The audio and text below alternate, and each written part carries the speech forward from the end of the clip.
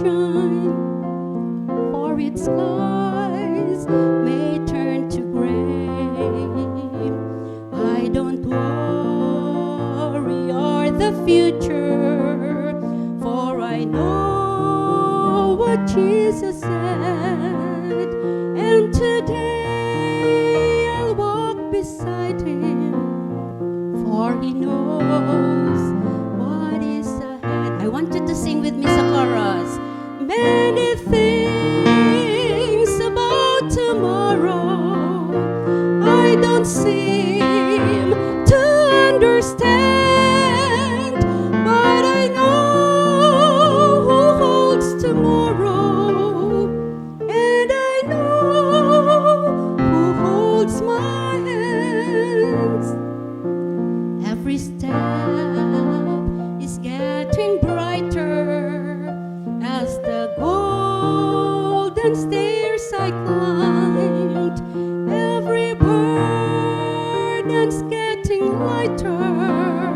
Every cloud is silver light, and the sun is always shining. There no fear that eyes at the ending of the rainbow, where the mountains touch the sky.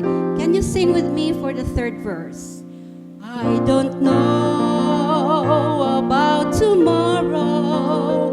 It may bring me poverty, but the one who feeds the sparrow is the one who stands by me. And the path that be my portion may be through the flame or flood, but his presence goes before me, and I'm covered with, at our loudest, to praise the Lord. Many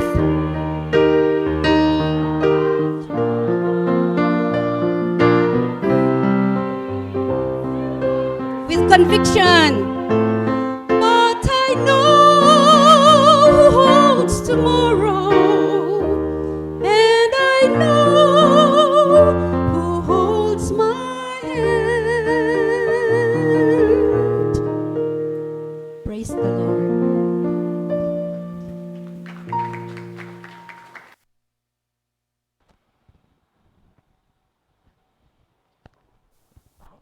Thank you, Ma'am Ning. Good morning.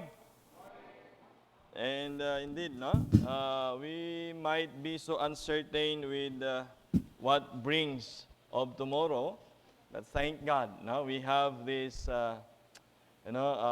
confident that God is in control, and because God is still on His throne. Amen? Okay? So, sa mga nangyayari sa buhay natin na mga challenges, uh, consider natin na problems or yan ay persecutions or with whatever form na challenge yung ating faith sa Panginoon. Please, don't forget that God is still on His throne. That only sends us a message that He is still in control of everything. All right? Now, so even during this pandemic, as we call it, and a challenge sa ating mga work, sa ating business, sa ating family, okay, sa ating studies, okay? And anyway, to continue, I just want to, of course, recognize yung ating pong mga bisita. Nandyan po sa likod, yung mga tropa po natin. Amen? And thank you for coming. And, it is a privilege, para maghayag ng salita ng Panginoon sa ating kalagitnaan ngayong umaga. And I will be sharing about the man. Okay? The man who is the main character sa book of Daniel. Okay? I think kapag nakita niyo po itong mukha o itong picture, you can just easily recognize that indeed this is a story about Daniel in the lion's den. Okay?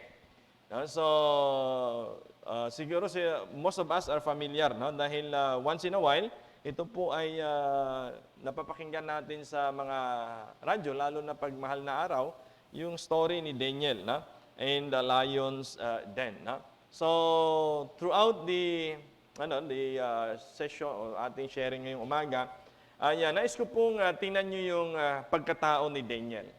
And why is God blessing Daniel not in a middle of prosperity, not in the middle of, sabihin natin na ayaw mo ito? Ha? Okay. Hello, testing. Yan. Mas okay? Hindi pala yung sa nagbibigay. Okay. Thank you, Mother Ron. Ayan, okay.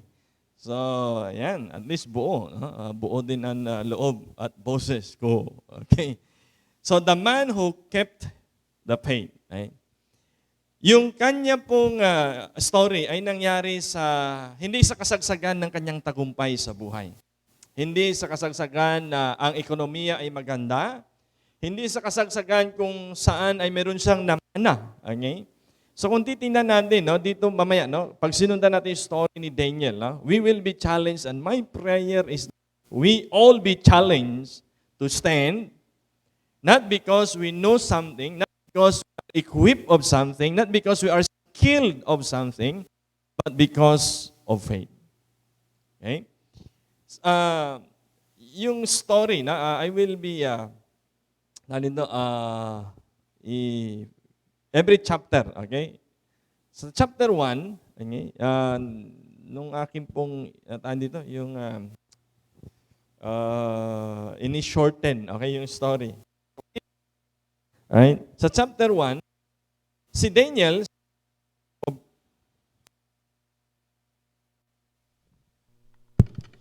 Hello, testing. Ayan, okay. Sa chapter 1 ng Daniel, he was a teenage boy who has been taken a captive. Okay? So, kaya nabanggit ko kanina na hindi ito sa height of his career when he was then found faithful. Even then, he is faithfully serving the Lord and taking his stand for that which is right. Okay? At para maging captive ka nung panahong ito, or islabo or slave, napakahirap mga kapatid dahil wala kang karapatan. Hindi katulad ngayon, maraming karapatan. Ay? Kapag ka slave ka noon, nasa amo mo ang desisyon kung kailan ka magpapahinga or hindi. Kung kailan ka kakain or hindi. Okay? Kung makakauwi ka ba sa iyong asawa o sa iyong pamilya or hindi. No? I mean, you are totally without rights because you are both or neither binayaran ka sa amo mo before or ikaw ay naging islabo dahil sa pananakop. Okay? So itong case ni Daniel, he was then became slave because they were captive. Okay? Yung kanilang bayan, yung bayang Israel, ay nasakop, natalo sila sa laban. And in chapter 2, when as a young man, he was then a very teenage pa lang, si Daniel. When he was a young man, he is called upon to interpret a dream to the king. That was King Nebuchadnezzar. Okay? And again, we see Daniel simply serving the Lord and being faithful. That is chapter 2 of Daniel. Okay? And sa chapter 1 din, kung familiar kayo dun sa story, kung kailan ay binigyan sila ng mga pagkain ng King Smith, kasi ang isang purpose sa kanila pala ay gawin sila mga yung mga astrologers, okay? And astronomers, okay? They who foretells, read the signs of the times and foretells to the king. At binigyan sila ng pagkain ng king at hindi sila kumain. No? Si Daniel, in his heart, sabi niya, and Daniel purpose in his heart not to defile himself with the king's meat. Pero tumutok sa doon sa pagkain ng mga gulay, mga green herbs. Ayan. So, uso na pala ang BMI noon. Okay. And in chapter 2, He was simply serving the Lord and being faithful. So, being in a foreign land, yung conviction ni Daniel ay hindi na bago. Yung kanyang pananaw sa Panginoon at ang pagsamba sa Diyos ay hindi na bago at hindi na apektuhan ng lugar kung saan siya naruroon. In chapter 4, we will be skipping chapter 3. In chapter 4, as a middle-aged man, who again is called upon to interpret a dream for a troubled king. Once again, Daniel is found simply rolling along, being faithful. Okay? So yun yung kanyang life, no? Hindi siya totally na naging slave in a sense na nandun siya sa bukid para magbungkal, no? But nung nakita at nakakitaan siya ng gift, okay? Binigyan siya ng pagkakataon to be once in a while in a king's chamber. Now, in chapter 5, standing before God and being faithful. Yung chapter 5 up, okay, dito nag-start yung challenge kay Daniel. Okay? At hindi lang kay Daniel, even doon sa mga kasamahan niya na mga naging slave din. Okay? Na kung naalala niyo, mayroong tatlong young Hebrew men who stand also with their conviction and faith. No? That is Shadrach, Meshach, and Abednego. Okay? So to continue, in chapter 6, okay, dito na tayo mag-start ng verse by verse na pag-aaralan po natin. In chapter 6 in verse 1, it pleased Darius to set over the kingdom and 120 princes, which should be over the whole kingdom. And over these three presidents, of whom Daniel was first, that the princes might give accounts unto them, and the king should have no damage. Nung nakita nila na si Daniel ay matagumpay, bagamat siya ay slave, nagpakita siya ng kakaibang gift. No? And that gift comes from God to interpret a dream. Okay? And when the king, even King Darius have noticed this, ay iniangat si Daniel. Okay? Mula sa pagiging slave, walang karapatan, okay? Walang boses sa bayan. Because of his faithfulness, and never compromise, he stand his ground and lead his people, show his testimony righteously, not only before those people, and not only before the soldiers, and not only before the butler and the baker, but before the king, he stand his ground. He stand his ground. He is a man of his word. And when those people saw, sila yung nag-recommend actually sa king. Okay? So tandaan po natin mga kapatid, yung ating faithfulness sa Panginoon, kung mayroon man tayong taong gustong i-please at gusto nating lapitan, gusto nating i-reach out, na, or before going it straightly, okay, rather work within your influence, kung saan ka nandun. No? Nung si Daniel ay nasa kulungan, he just work it there. Nung si Joseph even si Joseph, no, si Joseph, nung nandun siya sa kulungan, no, he interpreted the butler and the baker's dream, and also God has noticed it, no? And God used him, and God multiply kung anong mayroon si Joseph. So si Daniel at si Joseph mayroong halos kaparihong experience, no? Si Joseph is slave din nung panahong yun. Okay? Ito si Daniel, kung titingnan po natin, when Darius the king set over a kingdom of 120 princes, okay? Pinili si Daniel na magiging leader ng mga presidents. Okay? In verse 3, then this Daniel was preferred above the presidents and princes because of an excellent spirit that was with him. So, tandaan natin, it is not just about Daniel. It is not his figure. Okay? But it is his excellent spirit. And the king thought to set him over the whole realm. Okay? So kung titingnan niyo po, no, ang kaharian ni Darius, yung Babylon, okay, ay mayroong tatlong president, 1, 2, 3, kasama si Daniel doon, and Daniel was the head of all these president. And this president covers 120 princes. Okay. From slave to the president. and the president of the president. Wow. Now, how did it happen? Okay? So siguro yung nandun siya sa tugatog ng tagumpay na yan, no? Maaaring sabihin, oh, untouchable na diyan si Daniel. He is the president of the president. He is almost second in command ni King Darius. But how did a young boy, a slave boy, a teenager, become the president of the president? And now all other princes and princesses doon sa kaharian ni Nebuchadnezzar at ni Darius, okay? Dalawang king yung kanyang pinagsilbihan, no? Ay mamanikluhod, o di kaya ay halos, no, iserve nila si Daniel. Well, of course, being a foreign doon sa lugar, no, sa Babylon, ano pa ang pwedeng ma-feel nitong mga president na ito, itong dalawang president at ng mga princess na to, ano kayang pwede nilang ma-feel? Hindi, jealous, di ba? Ano pa? Hatred. Bakit itong Islabon na ito? Bakit itong batang ito? Bakit itong dayuhan na to ay siyang maglilid sa atin? Why not us? Why not choose from among us? So they plotted a plan against him. Okay?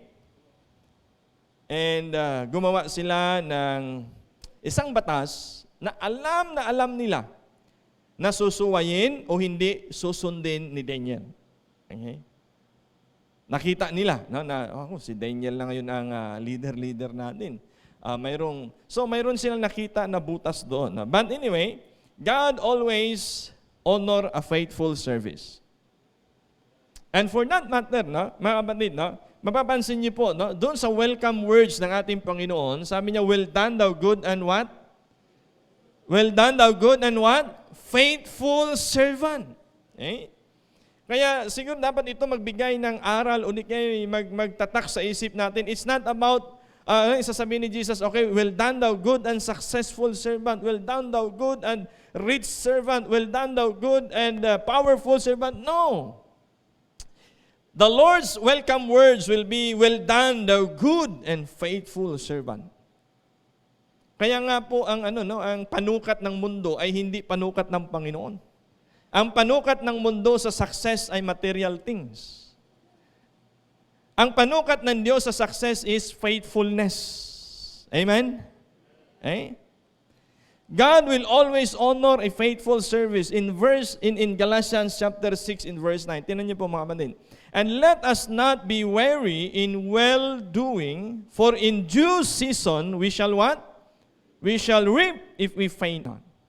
Sa ating mga ginagawa, o rather, sa ating pagtatapat, sa pagpapatuloy nating tapat sa ating Panginoon, tapat sa ating tungkulin, tapat sa ating family, tapat sa ating service, mga kapatid, God will honor it.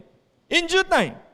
Huwag lang nating madaliin, huwag natin agad-agad apurahin, but in due time. That means in His time, not in your time, not in my time. Not in my timing, but on His timing. God will bring it to pass. The question is why God opens the door for Daniel.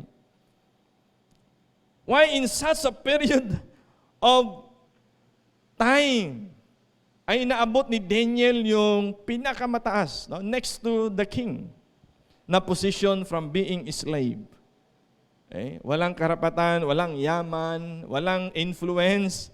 Of course, walang influence. Kaya you have to stop this mindset, mga kapatid. Na para mo maabot ng isang bagay, kailangan mo magpalakas sa tao. That is not true. Kung may nangyayari man, maaring pansamantala ang favor na yan. It will not last because people, after all, will dislike you.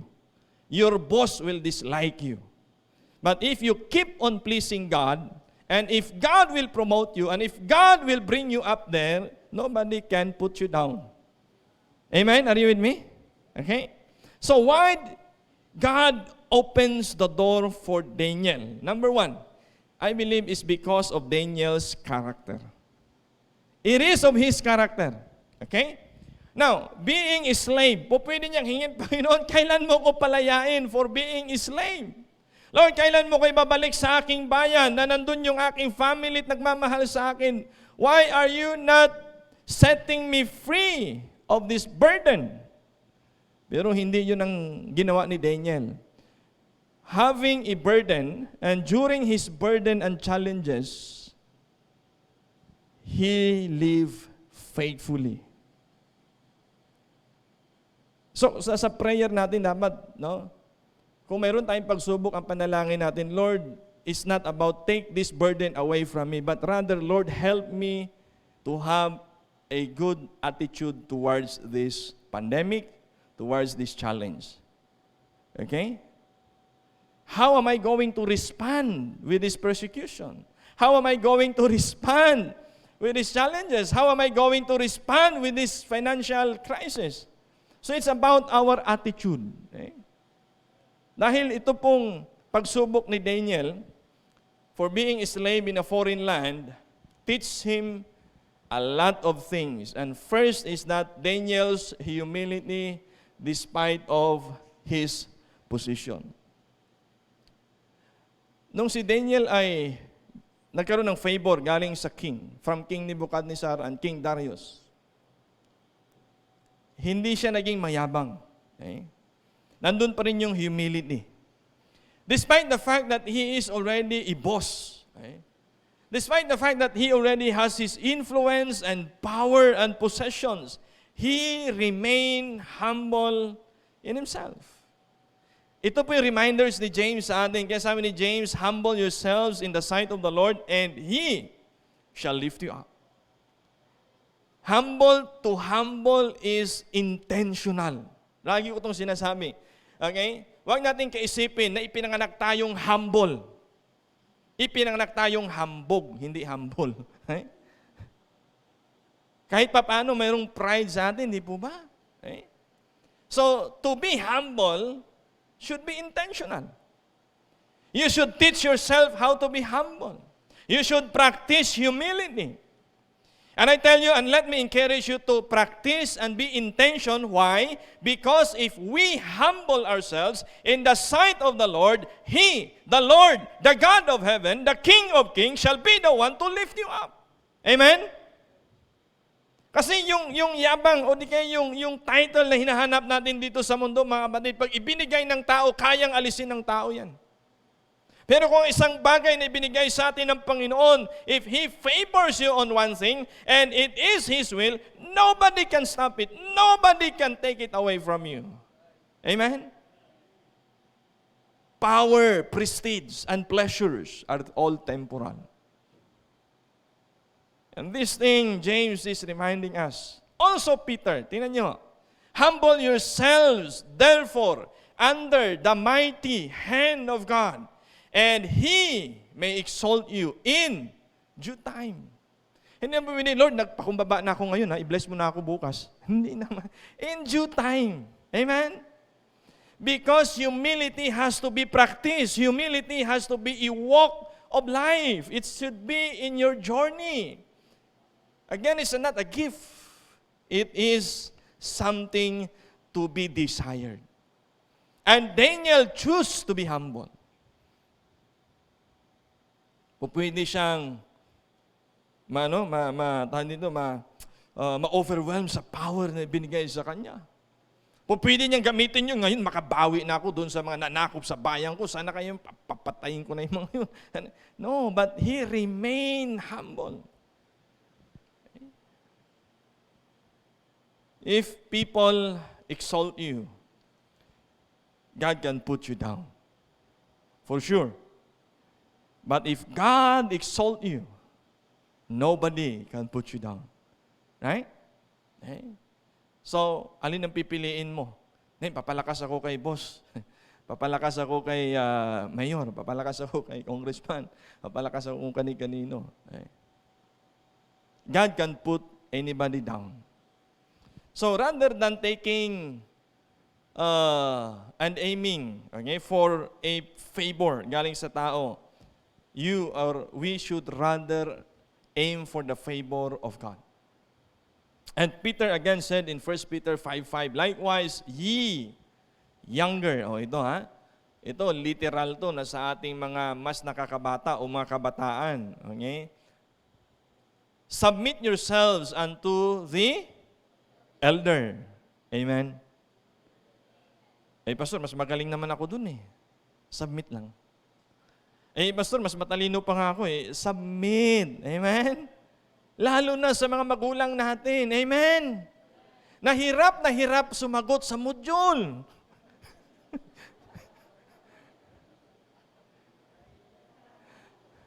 Si mama naman kasi. O, niya? Isipin nyo, kahit na hirap na, sinisikap nila. O, di ba? Submit, ha? Amen. Ha? All of you be subject one to another. You see? Not just to submit to the elders, but one to another. Hindi ibig sabihin na dahil mas may edad ka, lagi mo lang sabihin, mas may edad ako, maniwala ka sa akin. Hindi naman ganon. Okay? And be clothed with what? Be clothed with humility. Okay?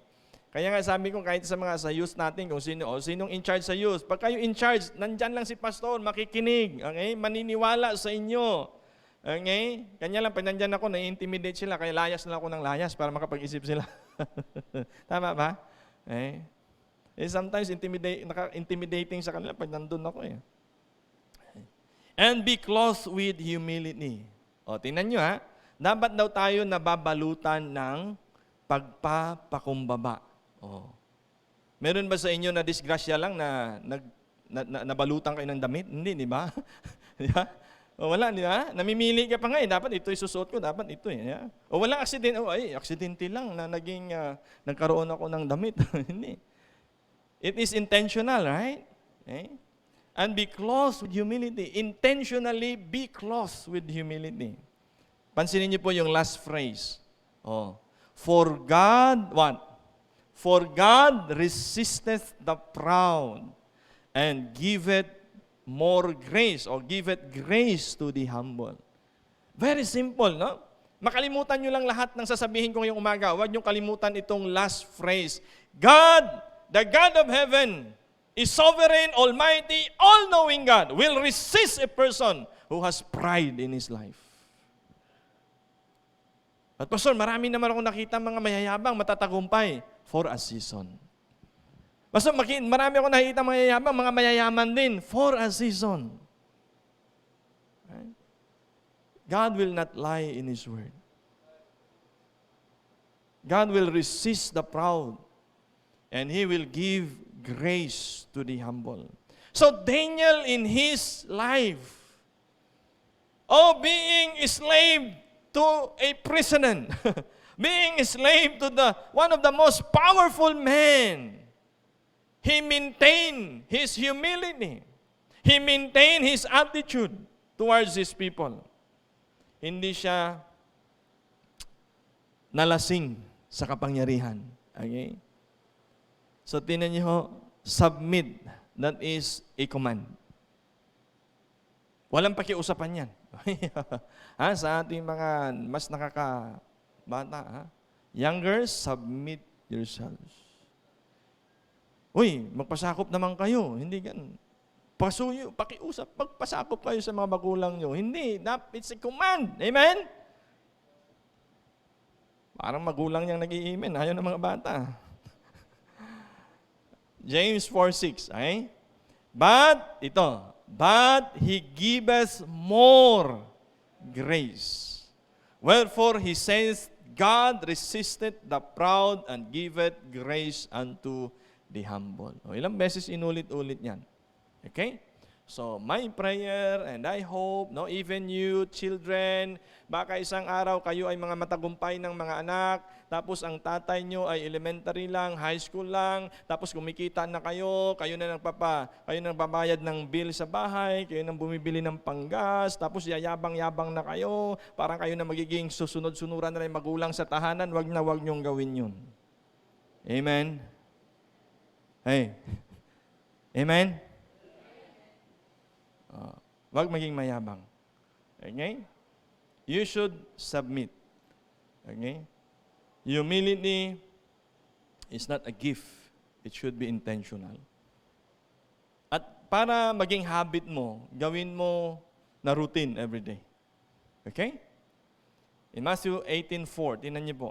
Whosoever therefore shall humble themselves as this little child. No, one day, yung mga disciple they reason one to another, sino kaya ang mas greatest sa atin pagdating dun sa kingdom ng Panginoon? Sino kaya ang mas malapit dun sa kanan? O di ba? Sino kaya mas malapit sa Panginoon? No, kasi 12 sila eh. Na-perceive ng Panginoon na nagtatalo-talo yung mga disciple. No? Normal lang, tao din naman sila, di ba? And sabi ng Panginoon, wherefore or therefore, whosoever shall humble himself as a little child, the same is the greatest in the kingdom of heaven. And whosoever shall exalt himself shall be abased, and he that shall humble himself shall be exalted. Okay? So this is a reminder. Okay? Kung tayo ay binigyan ng kapangyarihan, ay huwag siyang abusuhin. Amen? Kung tayo binigyan ng posisyon, huwag mong gamitin yung posisyon mo para alilain yung iba. Right? But rather make that position to influence more and more people to the saving knowledge of Jesus Christ. Are you still with me? All right. Now, second. So, it was Daniel's humility despite of his position. Second is Daniel's confidence despite of persecution. His confidence. Saan nagkaroon ng confidence si Daniel? Ako na yung president. I have this power. I have this influence. I have these rights. Saan sa nanguha o nanghiram ng kanyang confidence? Sa skills niya, sa sarili niya, sa dunong niya, sa position niya, sa power niya? Why? Because in Daniel 6:6, then these presidents and princesses or princes assembled together to the king and said thus unto him, King Darius, live forever. Dito nagsimula ang persecution ni Daniel. Kasi napansin itong mga presidents at nitong mga princesses na si Daniel ay faithful sa kanyang Panginoon at hindi siya sasamba sa ibang mga Diyos-Diyusan o ribulto na itatayo o ng kahit Diyos-Diyusan na kinikilala ng Babylon. Naisip nila, okay, ito yung butas na gagawin natin. All the presidents of the kingdom, the governors and the princes, the counselors and the captains, lahat ng mga prominente at saka nasa posisyon, no? And the captains have consulted together to establish a royal statute and to make a firm decree. Tandaan nyo, ano itatayo nila? Royal statute. Okay? Maharlikang estatwa ang kanilang itatayo. And to make a firm decree. And then, a decree follow. Ano yung parang ordinansa. Sa isang bayan. That whosoever, or batas na pagdating sa nasyonal, that whosoever shall ask a petition of any god or man for 30 days, save of thee. Okay? Hindi na kayo kasama dito, sabi nila king or king. He shall be cast into the lion's den. Wow! Have you seen that? Gagawa sila, nagkasundo itong mga makapangyarihang mga tao, including the presidents, na maglalagay ng maharlikang estatwa.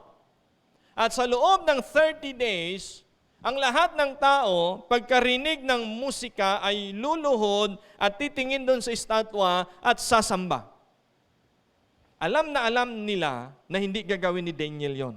Kaya nga ito ang batas na kanilang gustong ipa-approve kay King Darius. Upang makakitaan nila ng butas si Daniel at pwede nang itapon saan? Sa yungib ng leon. Tama ba? In verse 8, now, O King. Ang gagaling, no? Ang gagaling mag-isip ng mga, no? Basta sa kalokohan, ang gagaling. Okay? And now, O King, establish the decree and sign the writing that it be not changed. Wow. According to the law of the Medes and the Persians, these two kingdoms that had joined together under the leadership of King Darius, which altereth not. Wherefore, King Darius signed the writing the decree. Hindi mo pwedeng baliin pag sinabing decree. Kahit asawa ka pa ng hari, ikakamatay mo. Kahit anak ka pa ng hari, itatapon ka sa yungib ng leon. Nobody can go against a decree. And once you violate the decree, that punishment shall be enforced na hindi ka papakinggan sa korte. Are you with me? So, alam ni Daniel? Yes, alam ni Daniel. Alam niya kung ano yung parusa? Alam ni Daniel ang parusa. Do you think si Daniel, pag nakarinig ng musika, ano ba yung advert? Luluhod sa samba. Alam ni Daniel. Alam niya. In verse 7, balikan natin. That whosoever shall ask a petition of any god or man for 30 days, save thee, O king, shall be cast in the dens of lions. Okay, imagine in 30 days lang, napaka-short period of time. Okay? Pero alam nila na si Daniel magbabiolate dito. So, we know the story. Okay? After which, Daniel was found guilty. Bakit? Kasi isang araw, nag-iikot-ikot ng mga princess and mga kings, si Daniel, okay, nandun sa kanyang chambers, inopen yung bintana sa morning, noontime, evening. Nung umaga, binuksan yung bintana, nakaharap sa Jerusalem at lumuhod at nanalangin. Nung tanghali, binuksan yung bintana, lumuhod at humarap sa Jerusalem at nanalangin. Nung kinagabihan na, binuksan yung bintana, can you just imagine, Daniel, pwede ka namang manalangin na hindi bukas ang bintana para lang hindi ka makita ng mga tao, please. Di ba? Hindi naman siguro compromise yun, basta itago mo lang, nag-pray ka pa naman, di ba?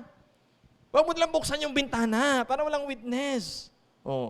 Nakuhanan, napicturan, iPhone. Di ba? Ito king, tingnan nyo. Yan, binuksan yung bintana, lumuhod, nanalangin. Kung tayo kaya, anong gagawin natin? Huwag kayong magsimba. Pa nagsimba kayo, patay kayo, uulihin kayo, kukulong kayo. Alam niyo ba na maya lang, tapos na. Nandun na ako sa kulungan. Sama din. Okay. What will you do if you are Daniel? You jeopardize not only your position as president of the president. Wow, mawawala na ako, masisibak na ako nito. Wala na akong pang iPhone, wala na akong pang load, wala na akong pambili ng pandota ko. Mawala na yung sweldo ko, yung monthly allowance ko, if I stand firm on my conviction and do that which is wrong. But Daniel stood his ground. He knows his conviction. He knows that he is standing for what is right. And I tell you, church, this morning, God is still looking for men and women who will stand their ground and tell the truth, no matter what the cost. It is just sad to say, and maybe hear yung salitang balimbing. Yeah? People who compromise their convictions. For when they know the truth, and yet turn their back because of personal interest. Daniel could have just closed his door and prayed. But alam ni Daniel, at this point of time, in this crisis, I can shine, I believe.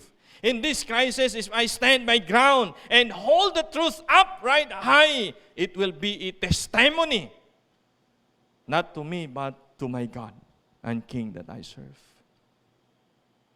Sabi ni David sa Psalms 27 in verse 1, the Lord is my light and my salvation. Whom shall I fear? The Lord is the strength of my life. Of whom shall I be afraid? Amen?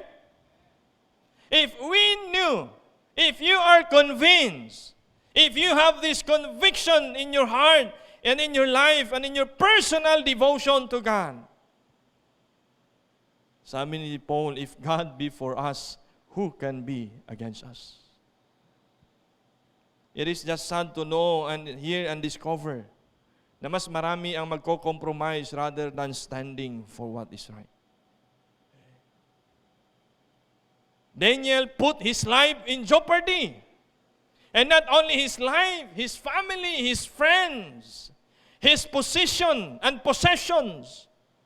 He put everything at stake. But let me encourage you today, it is all worth to put everything at stake in the Lord. Amen? It is all worth. Well, in those days,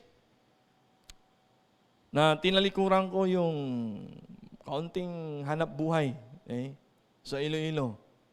Sabi nila, buang ka. Siraulo ka na raw.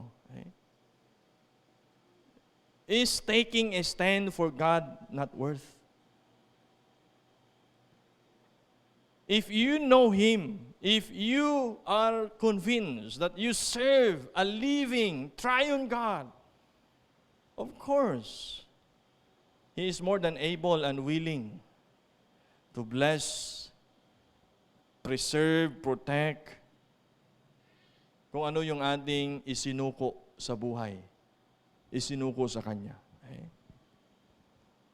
You see, Chapman, is a guy said, persecution is a compliment. You know, most of us, we don't want persecutions. Who wants persecutions? Yeah? But persecution is a compliment paid by a threatened lie to a conquering truth. Wow. What an amazing truth, right? For Daniel, if I will be conquered with lies today, the truth shall never be heard. The stories will never be heard and pass from generation to generation for almost 4,000 years or more. But when Daniel stood his ground, you see, ang testimony ni Daniel for standing his ground in the Lord. Hanggang ngayon, ginagamit natin na example. Are you with me? Okay? The moment you stand your ground, the moment you lift up righteous leadership, the moment that you believe, okay, and be willing to pay for the price, mga manin, that testimony is not unseen, unheard, and unnoticed. The first person who noticed is God. Amen? Okay? So Daniel's, confidence despite of persecutions. If I may encourage you, if I may challenge you this morning, if I may ask, are you confident in Him? And Paul was persecuted, he was put to jail, he was stoned to death, he was falsely accused, and from time to time, ay labas-pasok sa kulungan, ex-convict. Pero sabi niya sa kanyang sarili, if God be for us, who can be against us? That is to simply say, if God be for me, if I do something that which is right, if I stood the ground for truth, who can be against us? For the truth shall always set us free. Right? Amen? Daniel's honesty despite of power. So if we can summarize the life of a person, of the man who kept his faith, it's about his character. Daniel's honesty despite of power. In verse 5, then said this man, we shall not find any occasion against this Daniel. He is almost perfect. He excels in everything. The trust of people is in him. Ang taas ng trust rating, 99.9. Okay? Maybe. But what can we, accuse of him? Except, sabi nila, hindi pa nga sila nakahanap ng mali, pinuri pa nila si Daniel. Sabi niya, except we find it against him concerning the law of his God. So wala silang makita na butas kung batas ng tao ang kanilang pagbabasihan. Pero sabi niya, pwede natin siyang mahanapan ng butas pala. Paano? Concerning the law of his God.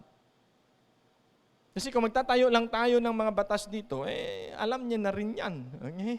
And He will always uphold the law. Pero i-threaten natin yung kanyang faith.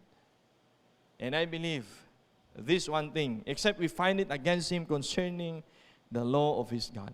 Alam nila na matuwid si Daniel kasi gagawa tayo ng isang batas na alam natin na kanyang susuwayin kapag ka ito ay patungkol na sa kanyang Diyos. Ibig sabihin yung batas ng tao na patungkol na sa kanyang Diyos.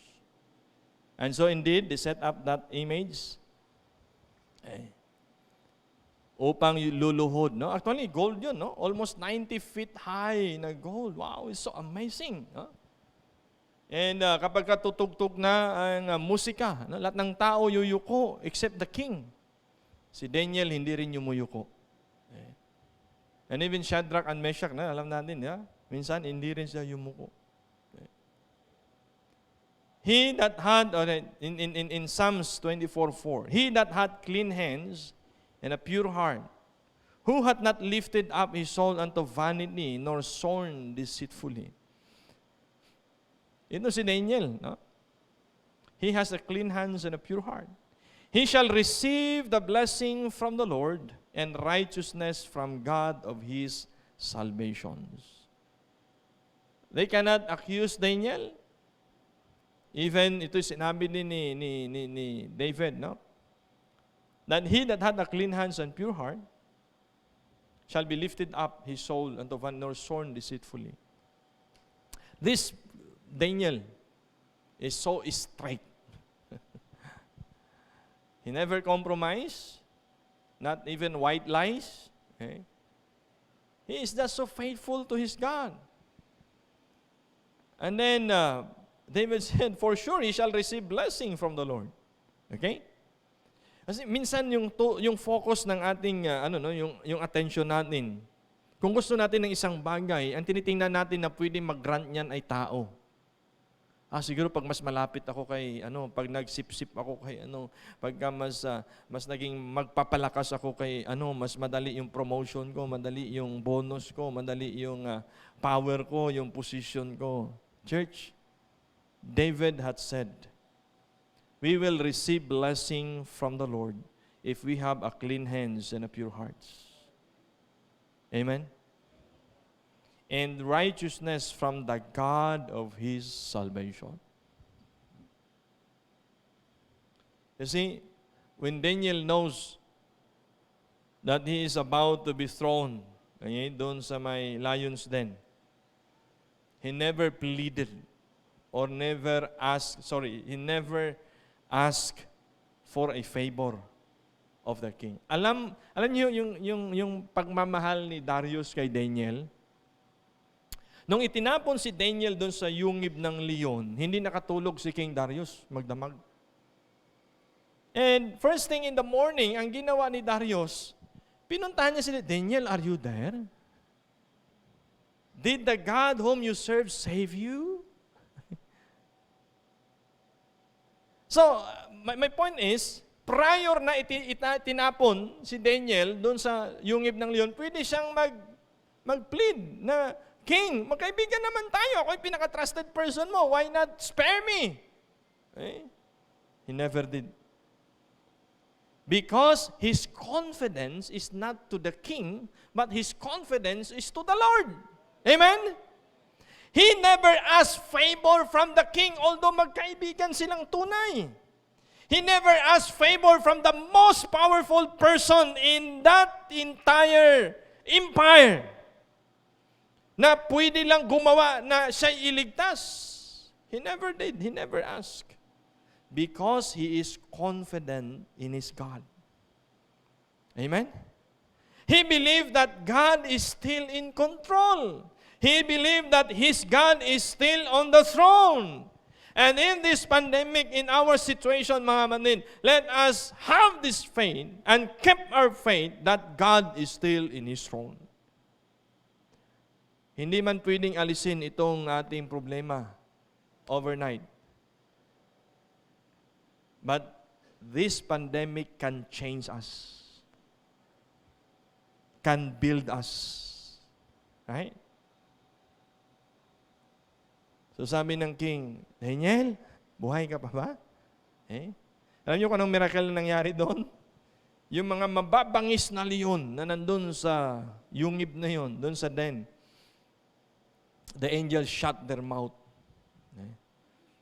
It's the angel who shut their mouth. Yung mga mababangis na leon, siguro hinihipo-hipo ni hindi kayo makabuka ng bibig, no? Binuli pa. Yeah. Why? Because God is still in His throne. Yes, sumagot si Daniel. Okay? Yes, mahal na hari, I'm well, in good shape. Okay? And indeed, the God whom I serve delivers me. Amen? Wow. Isn't that amazing? You know, sometimes yung trust natin sa tao is too much. Yung believe natin sa tao. Ano sabi ni David? It is better to trust in the Lord than to put confidence in man. We ought to trust God in everything we do. Whether it's your study or career or family, finances, health, we ought rather to seek His favor than man.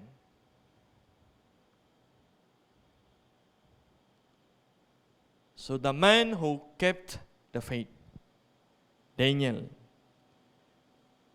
una, okay, his character. May part 2 ito next week, okay? So part 1 ito ngayon. Okay? His character, his humility despite of his position, his confidence despite of persecution, and his honesty despite of power. For me, Daniel kept his faith. He guarded his faith and also he practiced his faith. Okay. So mga kapatid, ngayong umaga, no? I will challenge each and every one of us, no? Ngayong umaga. Daniel, the man who kept his faith, was it for nothing? Upang maging faithful, it will requires our attention. To be faithful requires your strength. To be faithful requires your ability, your skills, your resources. If I may simply say, kung gusto natin maging matapat sa Panginoon and be worthy enough of His blessing, kinakailangan nating itaya ang lahat sa Kanya. Amen? Hindi 50-50. Ha? Hindi 60-40. 100%. Okay? 100%. Okay? Kung tayo nga nagtitiwala, di ba? Sa mga may bank account, tayo may tiwala sa bangko. Pag naglagay tayo doon, may balik na interest, di ba? Sa business, no? IPO o shareholder, naglalagay tayo doon. We believe na mayroong balik sa atin. How much more kung maglaan ka ng strength mo, attention, focus, time sa Panginoon. Hindi ka babalikan ng Lord ng more time, more strength. Are you with me? Amen? Daniel was then a slave. He was. He was a poor guy, helpless, walang kaibigan, walang pamilya in a foreign land, but he stayed faithful. He kept his faith. Hindi niya hinayaan na madungisan ang kanyang pananampalataya. Hindi niya in-embrace ang pananampalataya ng mundo kung saan siya gumagalaw. Hindi niya hinayaan na manakaw, mawala, lumamig yung pananampalataya. He kept that faith in himself, and not only that, he kept that faith, he guarded that faith. When it was persecuted, he guarded his faith. When it was threatened, he guarded his faith. When it is intentionally provoked, he guarded his faith. He did not compromise. And to keep that faith intact. Okay? To keep that faith alive, to keep that faith burning, to keep that faith rolling, he practiced his faith. And that, mga kapatid, I'd rather say, kahit na busy ka, kahit na marami kang ginagawa, you ought to practice your faith. Not only on Sunday, every day. Amen? Let us not be deceived. Okay? Well, church is good. Church on Sunday, congregation as a church. But we can serve God and practice our faith every day. Kaya sabi ni Paul, di ba? Whether you eat or you drink, do all for the glory of God. Mind you, to eat or to drink subconsciously, we just do it, practice. So parang gano'n yung faith natin, dapat subconsciously, ginagawa natin everyday, practice yung faith. Why? Why we should keep our faith? Why should we guard our faith? Why we should practice our faith? Because Hebrews 11:6, tingnan niyo po anong sabi niyan?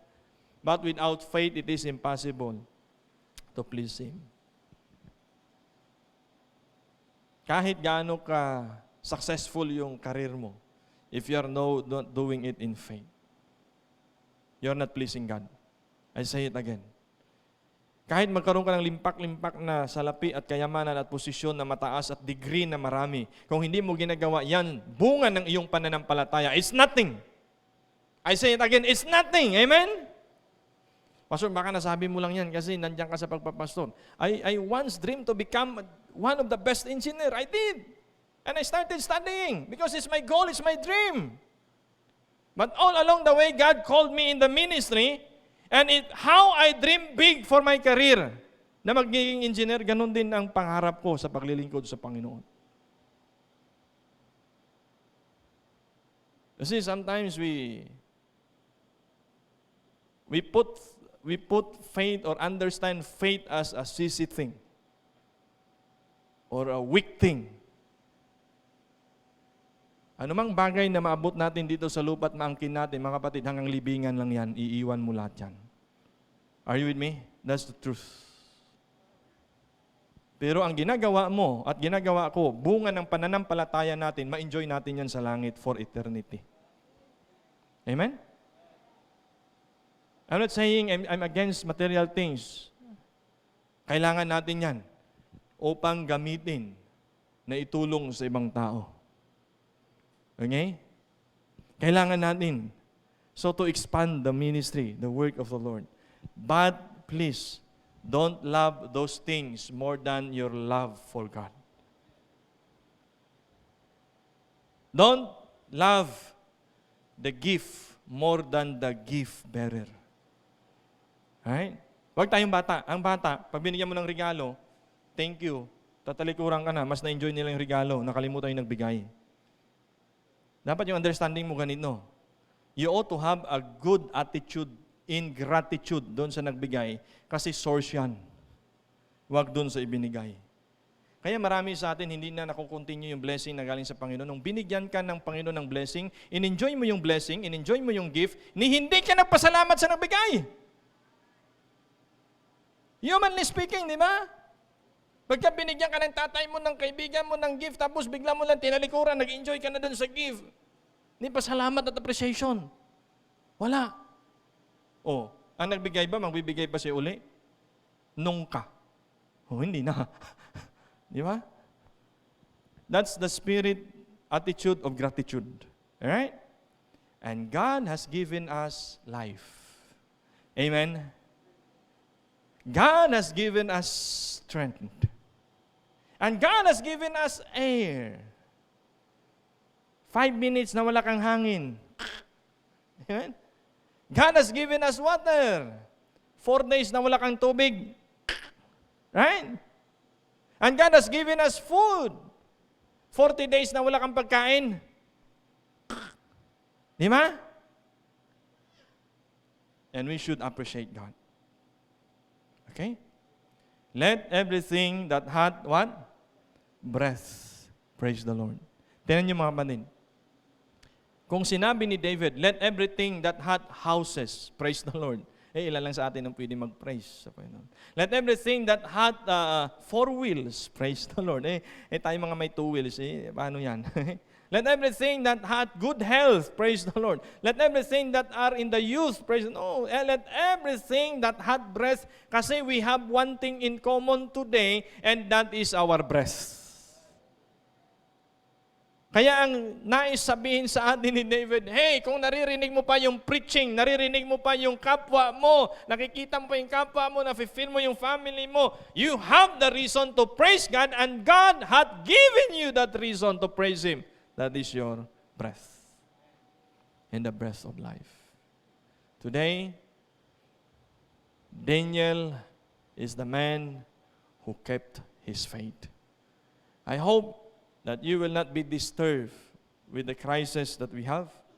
I hope that you will not be flattened. Okay? Your faith will not be flattened because of this pandemic, but rather excel for the glory of God. Keep that faith. Guard that faith. And practice that faith. Let us pray. Father, thank you sa umagang ito sa mensahe na dinala nyo sa aming kalagitnaan. Thank you for the listening ear. And more than that, I pray na ang mensahe nyo ngayong Panginoon sa isip at sa puso namin. Ano mang narinig namin ay sa buhay namin. Ano mang hindi namin nagustuhan o hindi applied sa amin, maybe in the next few days, weeks, or months, or years, ay magagamit namin, Panginoon. Sa umagang ito, as we prayed, maybe we bow down our heads and close our eyes. Just right there where you are this morning. Let me challenge you. Have you kept the faith? During this pandemic, during the challenging times in your life, kahit hindi itong pandemic, ang bawat isa sa atin maaaring may iba't ibang uri or mukha